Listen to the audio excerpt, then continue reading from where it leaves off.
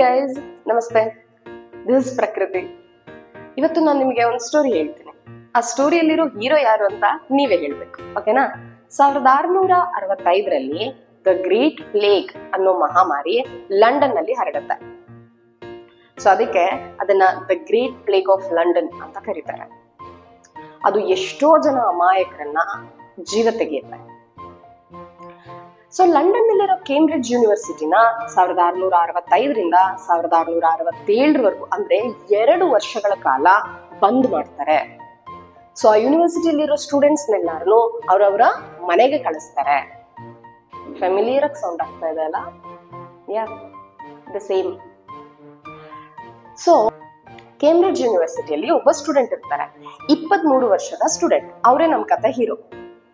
So ಆ 23 ವರ್ಷದ student ಆ 2 ವರ್ಷಗಳನ್ನ ಹೇಗೆ ಕಳೆದ್ರು ಅನ್ನೋದು ಇಂಪಾರ್ಟೆಂಟ್. ಸೊ ಅವರು ಮನೆಗೆ ಹೋಗಿ ಸುಮ್ಮನೆ ಕೂರಲ್ಲ, ಲೈಟ್ ಬಗ್ಗೆ ಎಕ್ಸ್ಪೆರಿಮೆಂಟ್ಸ್ ಮಾಡ್ತಾರೆ. ಲೈಟ್, ವೈಟ್ ಲೈಟ್ ಅನ್ನೋದು ಡಿಫ್ರೆಂಟ್ ಗ್ಲಾಸ್ ಮಟೀರಿಯಲ್ಸ್ ಮೇಲೆ ಬಿದ್ದಾಗ ಯಾವ ರೀತಿ ವರ್ತಿಸುತ್ತೆ ಅನ್ನೋದನ್ನ ಸ್ಟಡಿ ಮಾಡ್ತಾರೆ. ಸೊ ಅದರಿಂದ ಹುಟ್ಕೊಂಡಿದ್ದು ಪ್ರಿಸಮ್. ಅಂದ್ರೆ ಪ್ರಿಸಮ್ಗೆ ನಾವು ವೈಟ್ ಲೈಟ್ ಕಳ್ಸಿದ್ರೆ ಆ ವೈಟ್ ಲೈಟ್ 7 ಕಾಂಪೋಸಿಟ್ ಕಲರ್ಸ್ ಆಗಿ ಹೊರಗಡೆ ಬರುತ್ತೆ ಅಂತ ಗೊತ್ತಾಗುತ್ತೆ. ಅಂದ್ರೆ ಅಲ್ಲಿವರೆಗೂ ನಮಗೆ ಗೊತ್ತಿರ್ಲಿಲ್ಲ white light is composed of so many colours. So ಆ ಒಂದು ಡಿಫ್ರೆಂಟ್ ಫಿನಾಮಿನನ್ನ, ಹೊಸ ಫಿನಾಮಿನನ್ನ ಕಂಡಿಡಿದಿದ್ದು ಆ 23 ವರ್ಷದ ವಿದ್ಯಾರ್ಥಿ. ಅವ್ರು ಅಲ್ಲಿಗೆ ನಿಲ್ಲಿಸ್ಲಿಲ್ಲ.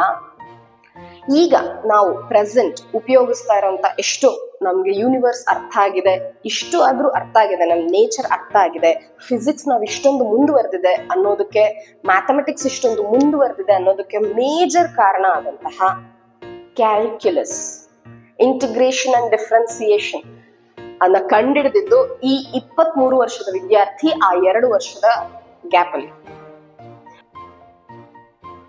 ಈಗಾಗ್ಲೇ ನಿಮ್ಗೆ ಗೊತ್ತಾಗ್ತಾ ಇದೆ ಅನ್ಸುತ್ತೆ ಆ ವಿದ್ಯಾರ್ಥಿ ಯಾರು ಅಂತ. ಓಕೆ, ಈ ಒಂದು ಲಾಸ್ಟ್ ಕ್ಲೂ ಹೇಳ್ತೀನಿ, ಅದರಲ್ಲಿ ಆ ಹೀರೋ ಯಾರು ಅಂತ ಗೊತ್ತಾಗುತ್ತೆ.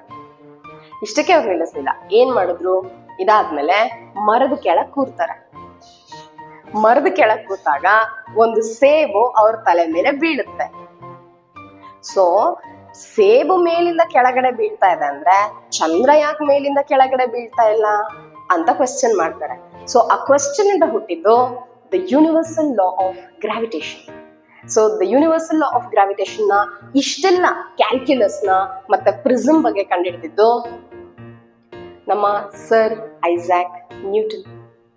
ಸೊ ಆ 2 ವರ್ಷನ ಅವರು ತಮ್ಮ ಮಿರಾಕ್ಯುಲಸ್ ಇಯರ್ಸ್ ಅಂತ ಕರ್ಕೋತಾರೆ. ಸೊ ನಿಮ್ಮ ಮಿರಾಕ್ಯುಲಸ್ ಇಯರ್ಸ್ ಯಾವ್ದು ನಿಮ್ಮ ಜೀವನದಲ್ಲಿ? ಕಮೆಂಟ್ ಮಾಡಿ. Thank you.